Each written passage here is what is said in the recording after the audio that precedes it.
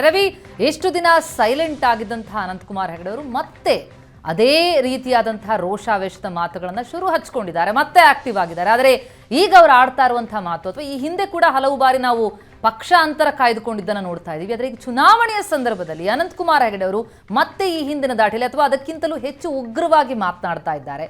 ಇದನ್ನು ಪಕ್ಷ ಹೇಗೆ ನೋಡುತ್ತೆ? ಯಾವ ರೀತಿಯಲ್ಲಿ ಅನಂತಕುಮಾರ್ ಹೆಗಡೆ ಅವರ ಈ ಮಾತುಗಳನ್ನು ಸಹಿಸುತ್ತೆ? ಇದು ಏನು ಪರಿಣಾಮಗಳನ್ನು ಬೀರಬಹುದು ಅಂತ?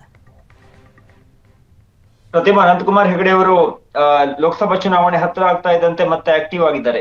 ಕಳೆದ 3.5-4 ವರ್ಷಗಳ ಕಾಲ ಪಾರ್ಟಿಯಿಂದ ಅಥವಾ ಕಾರ್ಯಕರ್ತರಿಂದ ಅಥವಾ ಸಾರ್ವಜನಿಕರಿಂದ ದೂರ ಇದ್ದಂತ ಹೆಗಡೆ ಅವರು ಈಗ ಉತ್ತರ ಕನ್ನಡ ಜಿಲ್ಲೆಯ ಪ್ರತಿಯೊಂದು ವಿಧಾನಸಭಾ ಕ್ಷೇತ್ರಗಳಿಗೂ ಕೂಡ ಓಡಾಟವನ್ನ ಮಾಡ್ತಾ ಇದ್ದಾರೆ.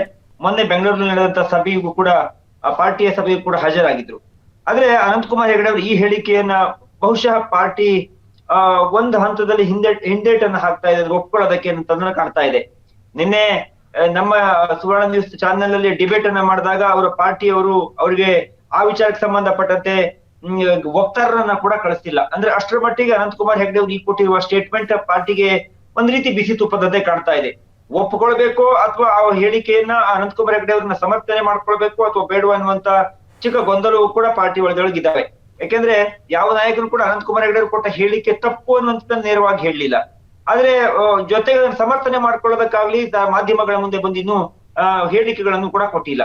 ಹೀಗಾಗಿ ಅನಂತಕುಮಾರ್ ಹೆಗಡೆ ಅವರು ಕೊಟ್ಟಿರುವ ಈ ಹೇಳಿಕೆ ಚುನಾವಣೆಯ ಸಂದರ್ಭದಲ್ಲಿ ಒಂದಿಷ್ಟು ಸಮಸ್ಯೆಗಳನ್ನ ಅಥವಾ ಅದು ಮತವನ್ನಾಗಿ ಪರಿಗಣಿಸುವಾಗ ಅಲ್ಪಸಂಖ್ಯಾತರ ಮತಗಳನ್ನ ಒಂದಿಷ್ಟು ಪಡಿಬೇಕು ಅನ್ನುವಂತ ನಿಟ್ಟಿನಲ್ಲಿ ಶುಕ್ರಿಯಾ ಮೋದಿ ಎನ್ನುವಂತ ಕಾರ್ಯಕ್ರಮಗಳಿರ್ಬಹುದು, ಅಲ್ಪಸಂಖ್ಯಾತರಿಗೆ ನರೇಂದ್ರ ಮೋದಿ ಅವರ ಸರ್ಕಾರ ತಂದಂತ ಯೋಜನೆಗಳಿರ್ಬಹುದು, ಆ ತ್ರಿಬಲ್ ತಲಾಖನ್ನ ಬ್ಯಾನ್ ಮಾಡಿದಿರ್ಬಹುದು, ಇದೆಲ್ಲವನ್ನ ಇಟ್ಟುಕೊಂಡು ಶುಕ್ರಿಯಾ ಮೋದಿ ಎನ್ನುವಂತ ಒಂದು ಕಾರ್ಯಕ್ರಮಗಳನ್ನು ರೂಪಿಸಿಕೊಳ್ಳಲಾಗಿದೆ. ನೀವು ಪೋಷಕರಾಗಲು ಕಾಯುತ್ತಿದ್ದೀರಾ? ಚಿಂತಿಸದಿರಿ. ಓಯಾಸಿಸ್ ಫರ್ಟಿಲಿಟಿ 90,000 ದಂಪತಿಗಳ ಜೀವನದಲ್ಲಿ ಸಂತೋಷವನ್ನು ತಂದಿದೆ. 7825893601 ಕರೆ ಮಾಡಿ ಅತ್ಯದ್ಭುತ ರಿಯಾಯಿತಿ ಪಡೆಯಿರಿ ಹಾಗೂ ಎಲ್ಲರಿಗೂ ಗುಡ್ ನ್ಯೂಸ್ ಕೊಡಿ. ಅದು ಉತ್ತರ ಪ್ರದೇಶದಲ್ಲಿ ಚಾಲನೆಯನ್ನ ಕೊಡಲಾಯಿತು. ಕರ್ನಾಟಕದಲ್ಲಿಯೂ ಕೂಡ ಮೊನ್ನೆ ಪ್ರತಿಭಾ ಅಲ್ಪಸಂಖ್ಯಾತ ಮೋರ್ಚಾದವರು ಸಭೆಗಳನ್ನ ಮಾಡಿ ಹೇಗೆ ಅಲ್ಪಸಂಖ್ಯಾತರ ರೀಚ್ ಮಾಡಬೇಕು, ನರೇಂದ್ರ ಮೋದಿ ಸರ್ಕಾರ ಯಾವ ರೀತಿ ಕಾರ್ಯಕ್ರಮಗಳನ್ನ ರೂಪುರೇಷೆಗಳನ್ನ ಹಾಕೊಟ್ಟಿದೆ ಅನ್ನುವಂತ ಮಾತುಗಳನ್ನ ಸಾರ್ವಜನಿಕವಾಗಿ ತಿಳಿಸುವುದರ ಜೊತೆಗೆ ಅದರಿಂದ ರಾಜಕೀಯವಾಗಿ ಒಂದಿಷ್ಟು ಲಾಭವನ್ನ ಪಡ್ಕೊಳ್ಳೋದು ಹೇಗೆ ಅನ್ನುವಂತ ಕುರಿತಾಗಿ ಯೋಚನೆಯನ್ನ ಕೂಡ ಮಾಡಿದೆ. ಈ ಸಂದರ್ಭದಲ್ಲಿ ಅನಂತಕುಮಾರ್ ಹೆಗಡೆ ಅವರು ನಾವು ಹೇಗೆ ಹಿಂದೂಗಳ ಭಾವನೆಗಳಿಗೆ ಸಮವಾಗಿ ನಾವು ನಡ್ಕೊಳ್ತೇವೆ, ಯಾವ ರೀತಿ ಮಸೀದಿಗಳನ್ನ ಒಡೆಯುವ ಮಾತುಗಳನ್ನ ಹೇಳಿದ್ದಿರಬಹುದು ಅಥವಾ ಯಾವ ಮಸೀದಿ ದೇವಸ್ಥಾನವಾಗಿತ್ತು ಅನ್ನುವಂತ ಹೇಳಿಕೆಗಳನ್ನು ಕೊಟ್ಟಿದ್ದಿರಬಹುದು. ಇದೆಲ್ಲವೂ ಕೂಡ ಪಾರ್ಟಿಗೆ ಮತ್ತು ಸಾರ್ವಜನಿಕವಾಗಿ ಒಂದ್ ರೀತಿ ಚರ್ಚೆಗೆ ಮತ್ತೊಮ್ಮೆ ಗ್ರಾಸವಾಗಿದೆ. ಹಾಗಾಗಿ ಪಾರ್ಟಿ ಇದನ್ನು ಯಾವ ರೀತಿ ಸಮರ್ಥನೆ ಮಾಡ್ಕೊಳತ್ತೋ ಅಥವಾ ಅನಂತಕುಮಾರ್ ಹೆಗಡೆ ಅವರಿಗೆ ಮಾತನಾಡದಂತೆ ಸೂಚನೆಯನ್ನ ಕೊಡುತ್ತೋ ನೋಡ್ಬೇಕಿದೆ. ಸಾಮಾನ್ಯವಾಗಿ ಅನಂತಕುಮಾರ್ ಹೆಗಡೆ ಅವರಿಗೆ ಸೂಚನೆಯನ್ನು ಕೊಡೋದಿರ್ಬಹುದು, ಮಾತನಾಡಿಬಿಡಿ ಹೇಳುವಂತ ಪ್ರಕ್ರಿಯೆಗಳು ಈ ಹಿಂದೆ ಆಗಿಲ್ಲ.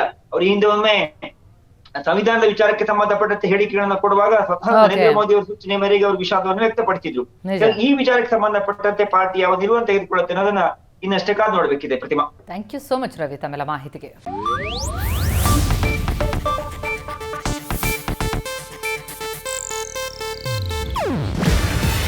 ಇದು ಏಷ್ಯಾನೆಟ್ ನ್ಯೂಸ್ ನೆಟ್ವರ್ಕ್ ಪ್ರಸ್ತುತಿ. ನೀವು ನೋಡ್ತಿದ್ದೀರಾ ಏಷ್ಯಾನೆಟ್ ಸುವರ್ಣ ನ್ಯೂಸ್.